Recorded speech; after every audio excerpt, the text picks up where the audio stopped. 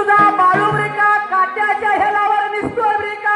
हीच माझी धर्माची गादी म्हणतोय ब्रिका उंच झाडाच्या शेंड्यावर चढतोय हेच माझं शिखर मायाप्पा म्हणतोय तुझ्या लेकाला खुळे लागलं का याड लागले बघ 73 वेळेला असणारा मायाप्पानं विचार केला मनाला माझा जर बाळवाचा खुल्यागत लागला तर करायला माझ्या जीवाला काही तर होईल त्या वेळेला